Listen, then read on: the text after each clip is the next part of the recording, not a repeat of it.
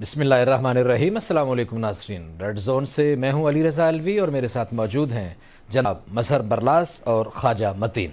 جی مظہر برلاس۔ خواتین حضرات، آپ کی خدمت میں اسلام حسب سابق حسب روایت پاکستان کے لیے دعا۔ اللہ تعالی ہمارے اس عظیم وطن کو سلامت رکھے، یہ وطن ترقی کرے، یہاں خوشحالی ہو، امن چین اور سکھ سکون ہو۔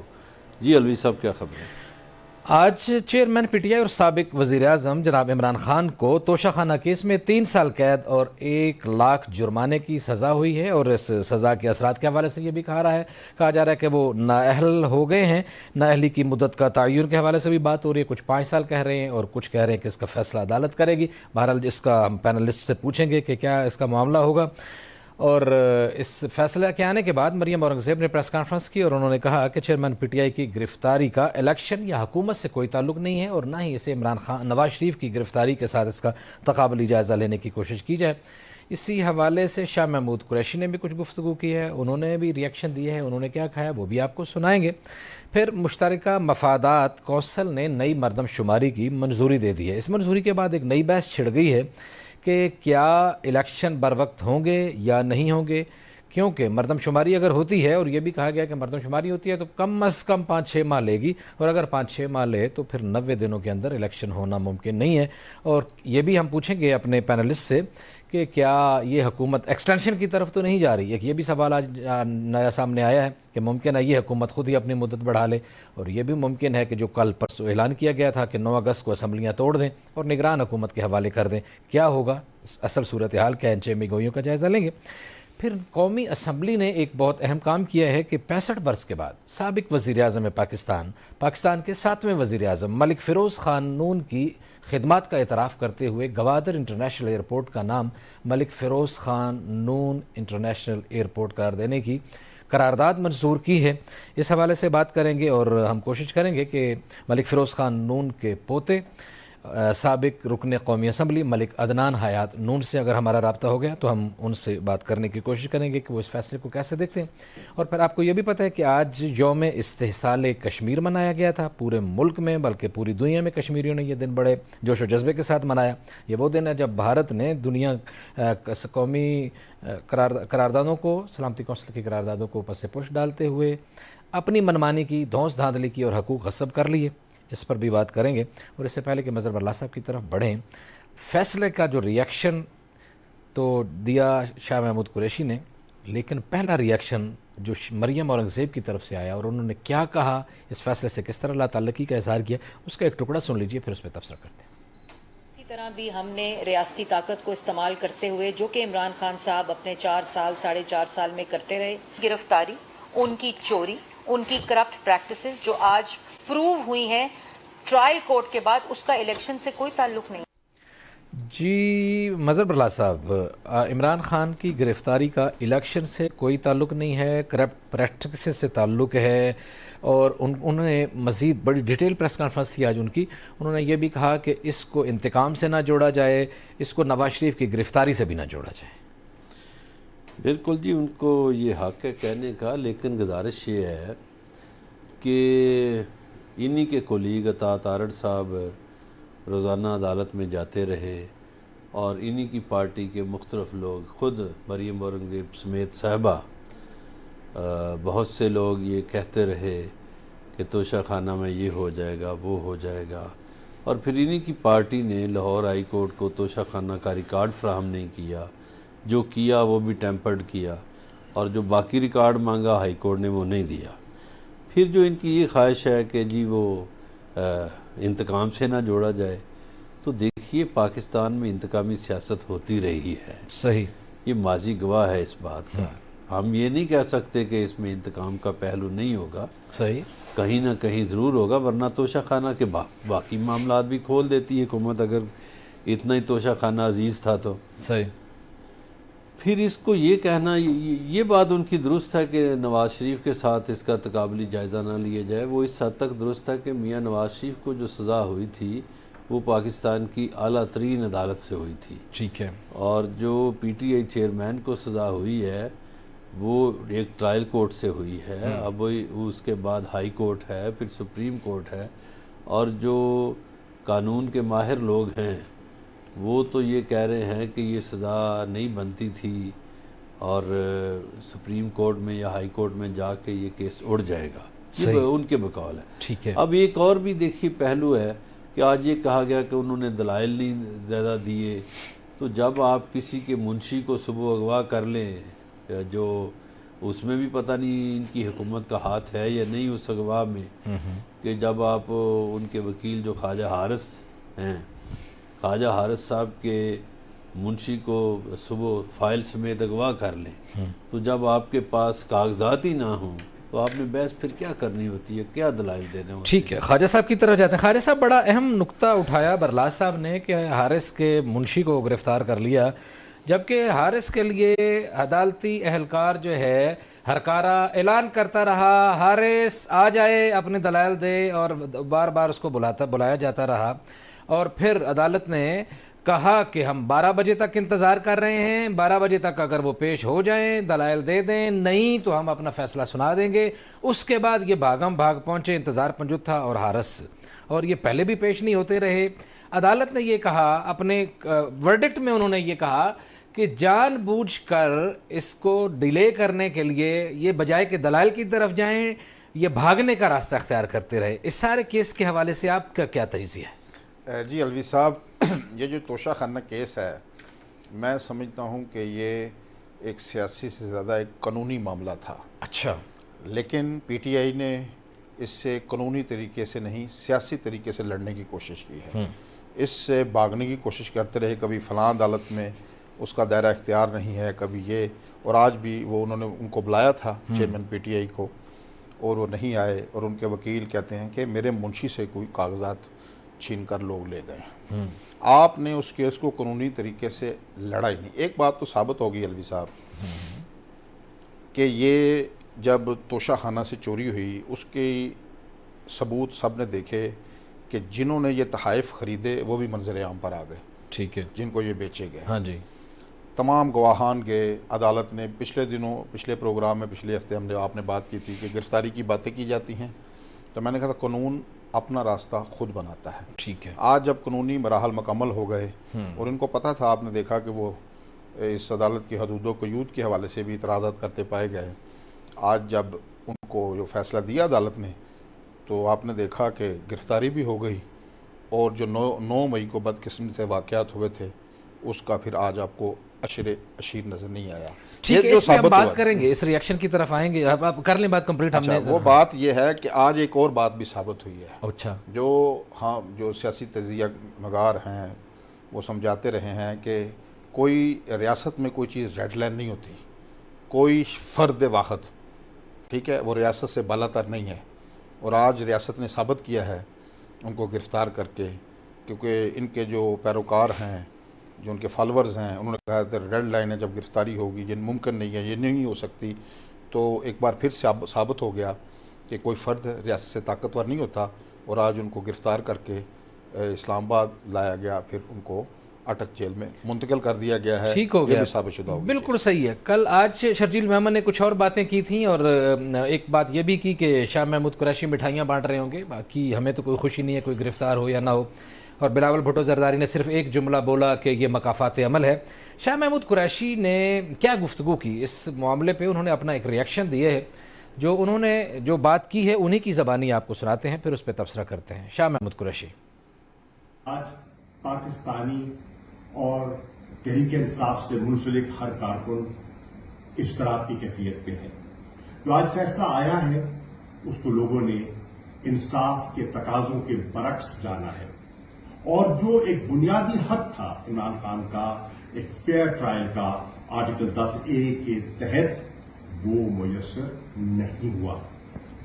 مجھے اشتراک کی کیفیت کا علم ہے، اور ہم نے سب نے مل کر ان کی آزادی کے لیے اپنی جدوجہد جاری رکھنی ہے، قانونی جنگ بھی لڑنی ہے اور سیاسی۔ جی مظہر برلاس صاحب، ظاہر ہے پارٹی کی ڈیڈ لائن، ایک پارٹی کی حکمت عملی یہی ہوگی، ان کا چیئرمین گرفتار ہو گئے ہیں، جیل میں ہیں، تو ان کی آزادی کے لیے وہ کریں گے، لیکن ہمیں کوئی، جیسے خواجہ صاحب نے بھی اشارہ کیا، کہ کوئی بہت بڑا ریاکشن نظر نہیں آیا۔ برعکس ہم نے لاہور میں، گجرانوالا میں، سیالکوٹ میں اور بہت سارے شہروں میں مٹھائیاں بٹتی ہوئی دیکھیں، بھنگڑے ڈلتے ہوئے دیکھے، دھمالیں ڈلتی ہوئی دیکھیں، خوشی کا اظہار زیادہ دیکھا، اس طرح کا شدید ریاکشن نہیں دیکھا۔ ایک تو یہ معاملہ ہے، دوسرا کیونکہ ہمارے پاس وقت کی تھوڑی قلت ہے، تو اسی کے ساتھ ہی آپ کیا دیکھ رہے ہیں، آگے کیا ہوگا؟ عمران خان صاحب کو پہلے بھی ایک دفعہ پکڑا گیا تھا، تو ابھی آگے آپ کیا دیکھ رہے ہیں کہ یہ ظاہر ہے کہ ابھی یہ تو ابتدائی ایک فیصلہ ہے سیشن کورٹ کا، ہائی کورٹ کیا کہتی ہے، سپریم کورٹ کیا کہتی ہے، آپ کو ان کی جلد رہائی نظر آ رہی ہے یا لمبی جیل ہے؟ اچھا، اس میں دو تین باتیں ہیں۔ ایک تو یہ ہے کہ یہ جو فیئر ٹرائل کی بات کی ہے یہ درست ہے کہ ان کو گواہان ہی نہیں لانے دیے گئے۔ پھر جس شخصیت کا تذکرہ کیا تھا چیئرمین پی ٹی آئی نے کہ انہوں نے بیچا، ان کے سٹاف کا کوئی بندہ تھا، تو اس بندے کو بھی طلب نہیں کیا گیا، اس سے پوچھا ہی نہیں گیا کہ ہاں بھائی آپ نے کس کو بیچا، کیوں بیچا۔ باقی وہ صحیح فرما رہے ہیں کہ جدوجہد کریں گے۔ جو آج ریاکشن زیادہ نظر نہیں آیا وہ پی ٹی آئی کے لوگوں سے جو بات ہوئی ہے تو وہ کہتے ہیں جی ہمارے تو 10,000 کارکن جو کام کرنے والے لوگ ہیں وہ جیلوں میں پڑے ہوئے ہیں، تو لہٰذا پنجاب میں تو اس کا ریاکشن کم نظر آئے گا، لیکن کہ خیبر پختونخوا میں سنا ہے ریاکشن نظر آ رہا ہے، ساؤتھ میں بھی، پنجاب میں ٹھیک ہے برلا صاحب، میں بریک کی طرف اب جانا ہے۔ یہ بڑی عدالت میں کیس جائے گا ٹھیک ہے، اور قانونی ماہرین کہتے ہیں کہ یہ کیس اڑ جائے گا۔ جی ناظرین آپ سن رہے ہیں، دیکھ رہے ہیں کہ مظہر برلا صاحب کا خیال ہے کہ قانونی ماہرین کہتے ہیں کہ یہ کیس جلد اڑ جائے گا، اس کی کوئی لمبی چوڑی سزا یا لمبا چوڑا کشٹ نہیں کاٹنا پڑے گا چیئرمین عمران خان کو، اور انہوں نے یہ بھی کہا کہ کیونکہ کارکن جیلوں میں پڑے ہوئے ہیں تو اس وجہ سے لوگ آج عمران خان کی حمایت میں باہر نہیں نکلے۔ لیکن یہ بھی بات کی جا رہی ہے کہ چیئرمین پی ٹی آئی کی لیڈرشپ اور کل ان کی دونوں بہنوں نے بھی عدالت میں اپنے ورکر سے لاتعلقی کا اعلان کیا، تو جب لاتعلقی کی گئی تو شاید اس وجہ سے بھی ورکر ناراض ہو اور وہ نہ نکلا ہو۔ بہرحال جو بھی وجہ جانے گی، ہمارے ساتھ رہے گا بریک کے بعد۔ ویلکم بیک ناظرین، آپ نے ملک فیروز خان نون کا نام بہت سنا ہوگا اور تحریک پاکستان کے حوالے سے بیگم وقار النساء نون کا نام بہت سنا، تحریک پاکستان کا انتہائی فعال کردار تھی۔ ملک فیروز خان نون کو یہ ایک اعزاز حاصل ہے کہ انہوں نے حالیہ گوادر جو پاکستان کا سی پیک کا بڑا مہرہ ہے اور جو پاکستان کی ترقی کا ضامن سمجھا جا رہا ہے، وہ عمان سے خریدا تھا پاکستان کے لیے، اور یہ ایک بہت بڑا گفٹ تھا ان کی زندگی میں جو انہوں نے پاکستان کے سپرد کیا۔ ان کی خدمات کے اعتراف میں قومی اسمبلی نے ایک قرارداد منظور کی ہے کہ گوادر انٹرنیشنل ایئرپورٹ کا نام ملک فیروز خان نون سے منسوب کیا جائے۔ اس حوالے سے ہم نے اسکائپ پہ رابطہ کیا ہے ملک فیروز خان نون کے پوتے اور سابق رکن قومی اسمبلی ملک عدنان حیات نون سے۔ جناب ملک عدنان حیات نون صاحب، ہم آپ کو اپنے پروگرام میں خوش آمدید کہتے ہیں۔ بہت مہربانی الوی صاحب، میں I am grateful to you and G T V کہ آپ یہ پروگرام کر رہے ہیں اور آج مجھے موقع دیا کہ میں آپ کے پروگرام پر آیا ہوں۔ بہت شکریہ۔ ہم کسی لمبی تمہید میں جائے بغیر ملک صاحب آپ سے یہ پوچھنا چاہیں گے کہ یہ قومی اسمبلی میں قرارداد منظور ہوئی ہے کہ آپ کے دادا جان کے نام پہ، جو پاکستان کے 7ویں وزیر اعظم تھے، گوادر انہوں نے لیا، خریدا، پاکستان کو ایک تحفہ دیا، تو یہ ان کی خدمات کے اعتراف میں کہا جا رہا ہے کہ گوادر انٹرنیشنل ایئرپورٹ کا نام ان کے نام سے منسوب کیا جائے۔ حکومت پاکستان کے، ریاست پاکستان کے اس فیصلے کو آپ کس نظر سے دیکھتے ہیں؟ اس میں سب سے پہلے میں گورنمنٹ آف پاکستان اور ریاست پاکستان کا شکریہ ادا کرتا ہوں کہ انہوں نے آج ان کی اچیومنٹس کو اکنالج کرتے ہوئے نیشنل اسمبلی نے یہ ریزولوشن پاس کی کہ گوادر ایئرپورٹ کا نام ان کے نام کے پیچھے رکھا جائے۔ اگر آپ کی اجازت ہو تو میں تھوڑا سا ان کی جو مزید اچیومنٹس ہیں ان کے بارے میں بھی گفتگو کر لوں۔ ضرور ارشاد فرمائیے۔ ان کا جو پولیٹیکل کریئر تھا وہ 1920 سے شروع ہوا 1958 تک۔ پنجاب میں سب سے پہلے الیکشن 1921 میں ہوئے اور الحمدللہ 1920 سے لے کے 36 تک وہ ممبر پنجاب لیجسلیٹو اسمبلی رہے، جہاں انہوں نے مسلمان کے لیے ان کے جو ایشوز ہیں وہ ریز کیے۔ اس کے بعد وہ انڈین ہائی کمشنر رہے یو کے اندر، اور پھر جب پاکستان موومنٹ شروع ہوئی تو انہوں نے قائد اعظم کا ساتھ دیا۔ 1946 کے جو الیکشن تھے جو نومبر میں ہوئے، اس میں قائد اعظم نے ان کی بلکہ ڈیوٹی لگائی کہ وہ پنجاب کے جتنی حلقے تھے جہاں یہ مسلم لیگ کینڈیڈیٹ کھڑے ہوئے تھے اور فرنٹیئر وہاں جا کے کینوسنگ کریں۔ الحمدللہ وہاں کامیابی ہوئی مسلم لیگ کو۔ 1947 کے شروع میں یونینسٹ گورنمنٹ تھی اور انہوں نے اور ان کی جو بیگم وقارالنساء نون دونوں نے بڑا ایکٹیو رول ادا کیا اور سول ڈس اوبیڈینس موومنٹ میں بھی یہ انہوں نے لیڈ کی، جس میں کئی بار یہ اریسٹ بھی ہوئے اور الحمدللہ 14 اگست 1947 کو پاکستان قیام میں آیا۔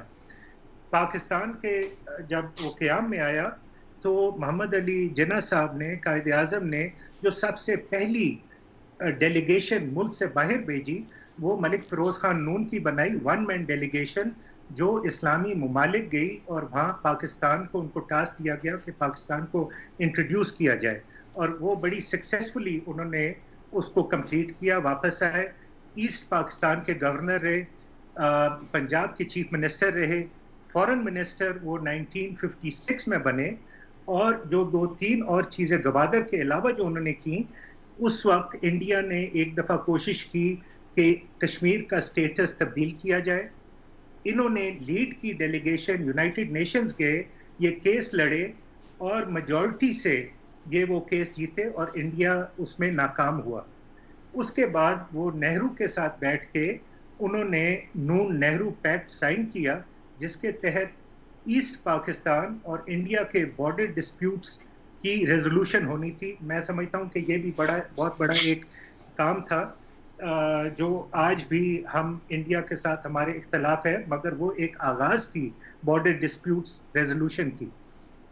اس وقت جب وہ فورن منسٹر تھے تو انہوں نے گوادر کا کیس ٹیک اپ کیا، اور الحمدللہ 8 سپٹمبر 1958 کو گوادر جو عمان کے پاس 1790 سے تھا وہ ایک پاکستان کا حصہ بنا۔ جی بہت اعلیٰ، زبردست۔ یہ تو واقعی بلا شبہ بڑی بات ہے کہ 1790 سے گوادر جو عمان کے پاس تھا وہ 8 ستمبر 1958 کو یہ انہوں نے لیا۔ تو اس میں کیا وجوہات ہیں، کیا ہوا، اتنا ان کے پاس کیا معاملہ تھا؟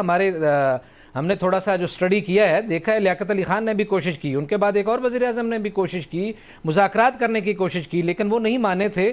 آخر ملک صاحب کے پاس کیا فارمولہ تھا؟ کوئی تسخیر کرتے تھے، کوئی دم درود تھا، کوئی پیر کامل تھا، یا بات چیت کا انداز بڑا اچھا تھا کہ انہوں نے آخر ان سے لے لیا گوادر؟ جی الوی صاحب، لگتا ہے آپ نے اچھی ریسرچ کی ہے، بالکل درست فرمایا۔ یہ بلکہ پاکستان بننے کے بعد یہ کوشش نہیں ہوئی، یہ 1800s میں بھی خان آف کلات نے 2 بار اٹیمپٹ کی کہ گوادر واپس شامل ہو جو خان آف کلات کی ٹیریٹری تھی اس کے اندر، مگر اس میں وہ ناکام رہے، بیکاز انٹرنیشنلی اس کو ریکگنائز کر لیا گیا تھا کہ گوادر عمان کا حصہ ہے۔ جب انڈیا کلات انڈین سٹیٹ بنا تو برٹش انڈیا نے بھی یہ کوشش کی، مگر وہ کامیاب نہیں ہوئے۔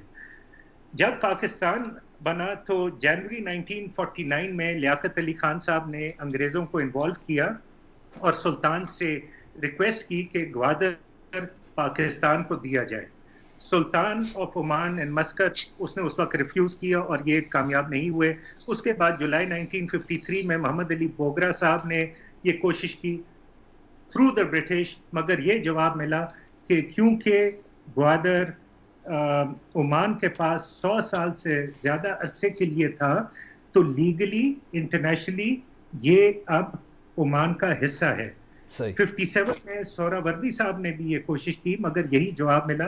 فیروز خان صاحب بیکاز لیگل ان کا جو بیک گراؤنڈ تھا، ایجوکیشنل بیک گراؤنڈ آکسفورڈ سے انہوں نے لا پڑھا ہوا تھا، تو انہوں نے اس کی جو ٹائٹل تھا اس کی ایک سارے کاغذ منگوا کے لیگل اوپینین لی، اور انہوں نے ایک نیا سٹانس یہ لیا کہ یہ جب خان آف کلات نے یہ عمان کے پرنس کو دیا تھا تو یہ ایک جاگیر کے طور پر دیا گیا تھا۔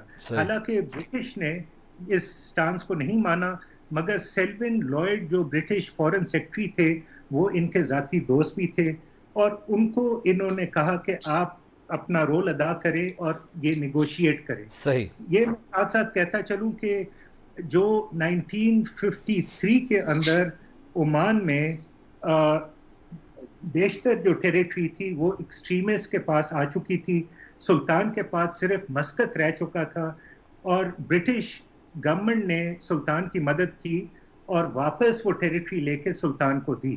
سلطان کا یہ دل تھا، سلطان عمان کا، کہ برٹن کے ساتھ میری ڈیفنس ٹریٹی ہو جائے. ملک فیروز خان نون نے مکملن جو برٹش پرائم منسٹر تھے اور سیلون لوئڈ جو ان کے فورن سیکرٹری تھے، ان کو کنونس کیا کہ آپ وہ ٹریٹی اس وقت تک نہ سائن کریں جب تک اس کی ریزولوشن نہ ہو. صحیح. ملن جنوری 1958 میں کراچی آئے اور جوائنٹ پریس کانفرنس میں انہوں نے یہ کہا کہ جب تک یہ ریزولوشن نہیں ہوگی ہم وہ ٹریٹی، ڈیفنس ٹریٹی عمان کے ساتھ سائن نہیں کریں گے. صحیح. جولائی 1958 میں سلطان آف عمان جو ہے وہ مان گیا کہ ٹھیک ہے جی میں تیار ہوں، یہ ٹریٹی میں دینے کے لیے تیار ہوں. اور جو اگریمنٹ ہوئی وہ 3 ملین پاؤنڈز کی ہوئی جو پاکستان گورنمنٹ نے ادا کی عمان کو، اور اس کے اندر کئی اور کلوزز تھے. صحیح. چلے ٹھیک ہو گیا. جی ملک صاحب، آخری سوال آپ سے کہ 3 ملین پاؤنڈز میں ملک فیروز خان نون صاحب نے یہ خریدا، پاکستان کی گورنمنٹ نے یہ پیمنٹ کی.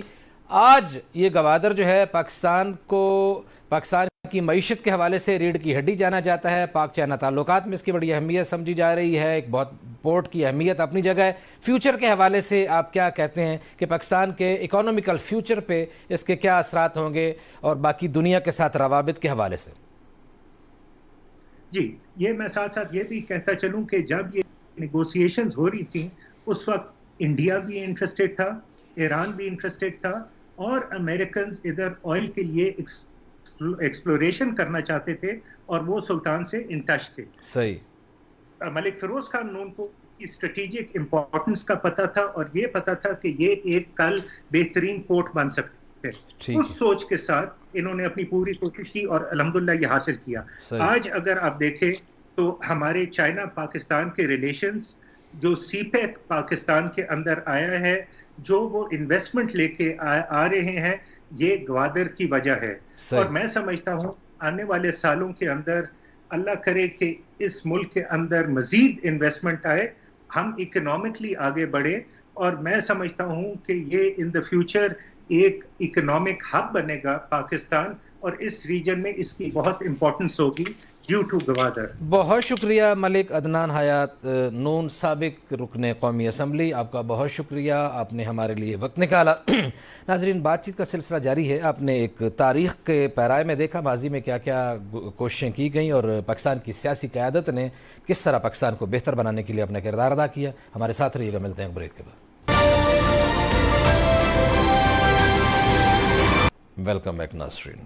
مظہر برلاس صاحب، یوم استحصال کشمیر آج منایا گیا پوری دنیا میں اور پاکستان میں خاص طور پہ، اور آپ کو پتہ ہے کہ یہ دن وہ دن ہے جب ظلم و ستم کا ایک نیا بازار گرم ہوا بھارت کی طرف سے اور عالمی حقوق کو کھلے عام پامال کیا گیا. لیکن ہم حیران ہیں کہ 4 سال برس گئے ہیں، دنیا خاموش ہے، دنیا کو کوئی پرواہ نہیں ہے، اور کشمیری ظلم و ستم کا شکار ہیں. کشمیر جیل بن گیا. بالکل درست فرمایا آپ نے. آج واقعی کشمیریوں نے اور کشمیر سے ہمدردی رکھنے والوں نے آواز بلند کی. اس سلسلے میں آج اسلام آباد میں بھی ایک سیمینار کشمیر ہاؤس میں ہوا، فرینڈز آف کشمیر نے کروایا تھا، اور اس کے روح رواں محترمہ غزالہ حبیب خان اور لون صاحب تھے، حمید لون. اور اس میں کشمیر کی یہاں کی قیادت اور حریت کے رہنماؤں نے بھی خطاب کیا، اور استحکام پاکستان پارٹی کی جو تھی فردوس عاشق کمان، انہوں نے بھی، کچھ سکالرز نے بھی خطاب کیا، ہمیں بھی کچھ بولنے کا موقع ملا. گزارش یہ ہے کہ یہ ظلم تو ہوا، اور یہ ظلم کوئی آج سے نہیں، کشمیری تو خیر صدیوں سے ظلم برداشت کر رہے ہیں اور ابھی تک ان کی آواز دبی نہیں، وہ آواز توانا اور بلند ہے. لیکن ہمیں یہ سوچنا چاہیے کہ کیا سیمینار سے، پوسٹروں سے، اس طرح کے کام کرنے سے یا قراردادوں کی یاد دہانی کروانے سے کشمیر آزاد ہو جائے گا؟ میرا خیال ہے کہ ایسا نہیں ہوگا. اس کے لیے آؤٹ آف دا باکس ہمیں سوچنا پڑے گا. صحیح. اور جو کشمیر ابھی آزاد ہے وہ بھی کوئی کسی ریزولوشن کے نتیجے میں آزاد نہیں ہوا تھا، بلکہ بزور بازو آزاد کروایا گیا، اسٹرگل تھی. بالکل ٹھیک. تو بزور بازو ہی کروانا چاہیے. میں یہاں ایک اور جو عالمی طاقتیں ہیں ان کی جو بددیانتی ہے وہ بیان کرتا چلوں کہ آپ دیکھیے کہ جب ایسٹ تیمور کا معاملہ تھا تو تو چونکہ عیسائی ریاست تھی تو راتوں رات عیسائی ریاست بنا دی گئی. اسی طرح ساؤتھ سوڈان میں ریاست کھڑی کر دی گئی.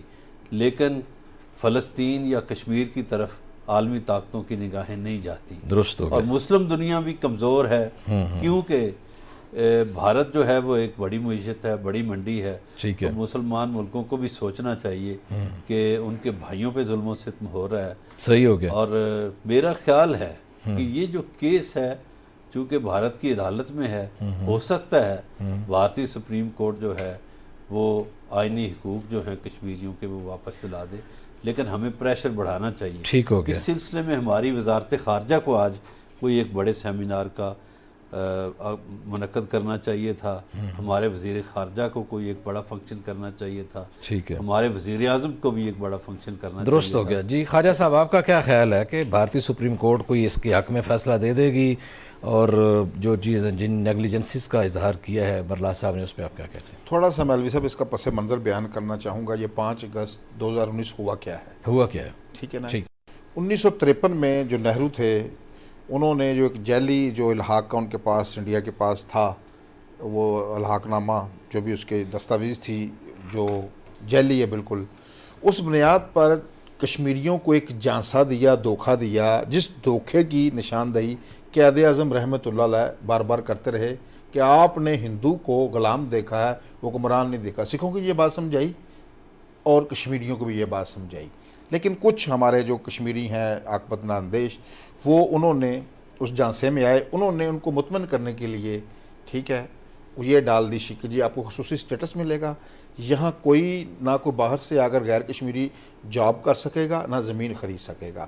لیکن جب ان کا بس چلا, جب 70 سال اس کو 72 سال بیت گئے, تو وہ اس نے ہندو نے مکارانہ ہندو جو اس کی چالیں ہم بتاتے رہتے ہیں لوگوں کو, جو قائد اعظم رحمۃ اللہ علیہ, علامہ اقبال رحمۃ اللہ علیہ میں بتائیں پوری قوم کو, کہ وہ پھر وہی اس جگہ پر آ کے کھڑا ہو گیا. اس نے اب اس اقدام کے بعد مقبوضہ کشمیر میں ایک بھی کشمیری بھارت کا حمایتی نہیں رہا. جو خاندان جن کو اپنے لوگوں کو مطمئن کرنے کے لیے, جو شیخ عبداللہ خاندان ہے, جو مفتی سعید خاندان ہیں, اور جو باقی لوگ ہیں جو اقتدار میں وہاں ان سے جن کو ہم پرو انڈینز کہتے ہیں, وہ آتے رہے اقتدار میں. ٹھیک ہے, ہمارا مطالبہ حقوق کی بحالی نہیں ہے, یہ ذہن میں رکھیں. ہمارا مطالبہ وہ ہے کہ جو عالمی ادارے نے, قومی سلامتی نے جو قراردادیں منظور کر رکھی ہیں, رائے شماری کرائے بھارت, یہ اس کی ذمہ داری ہے. ایک منٹ ہے آپ کے پاس. عالمی برادری جو ہے, عالمی برادری کا ذکر کیا مدر برلاس صاحب نے. عالمی برادری کہہ رہے ہیں بڑی معیشت ہے, بالکل بڑی معیشت ہے. ٹھیک ہے جی, کیا آپ میں انسانیت مر گئی ہے؟ کیا جو کشمیری لہو دے رہے ہیں وہ آپ اتنے بے حس ہو گئے ہیں؟ کتا مر جائے یورپ میں اس پر تو واویلا مچ جاتا ہے. جی ہم جی جانوروں کے حقوق کے لیے تنظیمیں بنی ہوئی ہیں, یہ جو لہو بہتا ہے ان کا رنگ سرخ نہیں ہے. وہ تعصب شاید ہے جو برلاس صاحب اشارہ کر رہے تھے. میں کہتا ہوں کہ یہ اگر ان کی یہ سوچ ہے کہ یہ جو مسلمانوں کے ساتھ مشرقی تیمور کا بھی ذکر کیا, انہوں نے سوڈان کا بھی ذکر کیا, بات یہ ہے کہ یہ اگر یہاں دونوں ایٹمی قوتیں ہیں, اس مسئلے پر کوئی کل کلاں کوئی لڑائی ہوتی ہے تو یہ فلیش پوائنٹ ہے, ایٹمی جنگ کا خطرہ ہے, تو اس میں پھر دنیا کہاں باقی رہے گی. آپ یہ نہ دیکھیں کوئی بڑی معیشت ہے, آپ کتنا مرضی کر لیں. G20 کا اجلاس بلایا آپ نے, جی بلایا اجلاس, کیا ہوا اس میں؟ آپ نے لوگوں کو ان کی آنکھوں میں, یورپ کی آنکھوں میں دھول جھونکنے کے لیے کہ ہم یہاں امن ہے. کیا وہاں امن ہے؟ اگر وہاں امن ہو گیا ہے تو یاسین ملک کیوں قید ہے, ہماری بہن آسیہ اندرابی کیوں قید ہیں, شبیر شاہ کیوں قید ہیں, مسرت عالم کیوں قید ہیں؟ تو یہ جو ہے ابھی سفارتی ذرائع, بزرگ طاقت کی بات کر رہے تھے, سفارتی ذرائع پوری طرح کیا ہم نے استعمال کیے ہیں؟ ابھی اس میں بڑی گنجائش موجود ہے, جنگ کا بھی وقت نہیں ہے, ان کو بھرپور طریقے سے وزارت خارجہ کو بھی سب کو یہ استعمال کرنا ہے. سب کو پاکستان اپنی طرف سے ایک بھرپور کردار ادا کر رہا ہے, اور اس معاملے کو اس کا ایک پورے وکیل کی طرح بھرپور جنگ لڑ رہا ہے, پوری دنیا کے ہر فورم پر کشمیریوں کے ساتھ کھڑا ہے. آج اتنی آپ سے ملاقات ہوگی, کل اپنا خیال رکھیے گا. اللہ نگہبان.